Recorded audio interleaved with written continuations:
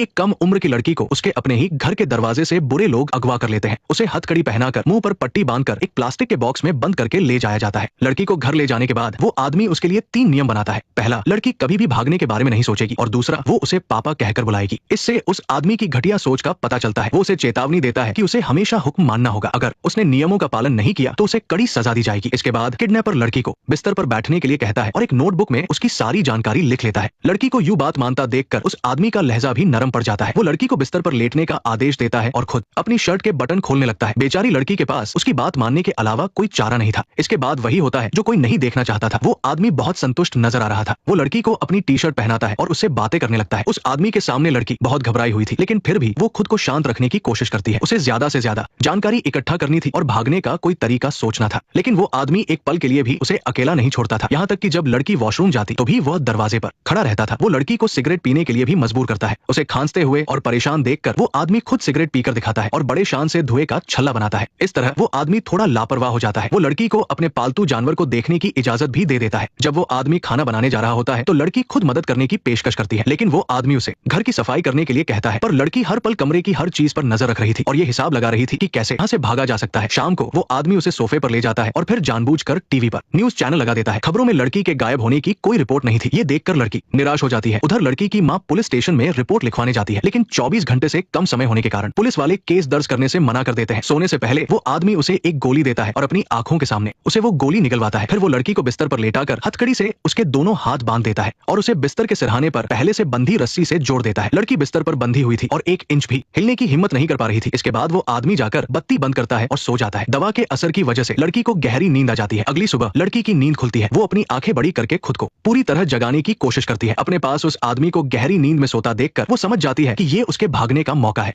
ये यूरोप का टॉप का किलर है जो 1 किलोमीटर दूर से भी अपने टारगेट का काम तमाम कर सकता है। अपने काम में माहिर होने की वजह से उसे इतने कॉन्ट्रैक्ट मिलते हैं कि वो संभाल भी नहीं पाता। लेकिन तस्वीर में टारगेट को देखकर वो हिचकिचाया, क्योंकि ये जॉन था जो एक बहुत बड़ा खिलाड़ी था। आखिर कौन इतना दिलेर है जो उसे खत्म करना चाहता है? उसने फौरन ये कॉन्ट्रैक्ट छोड़ दिया। वो जानता था कि जान है तो जहान है, लेकिन बड़े इनाम के लालच में बहादुरों की कमी नहीं थी। बहुत जल्द दूसरे किलर्स जॉन के ठिकाने पर पहुंच गए। अपना चश्मा उतारो। समझ नहीं आता कि ये इतना एटीट्यूड लाता कहां से है। किलर्स ने लाइट जलाई, लेकिन घर में कोई नहीं था। उनका लीडर और जॉन पुराने जानकार थे। उसने जॉन को डरपोक कहते हुए उसका मजाक उड़ाया और अपने एक आदमी को उसे ढूंढने भेजा। यह आदमी कोई मामूली इंसान नहीं था, बल्कि ताइक्वांडो का 9 डन ब्लैक बेल्ट मास्टर था। लेकिन जॉन पहले से ही तैयार था।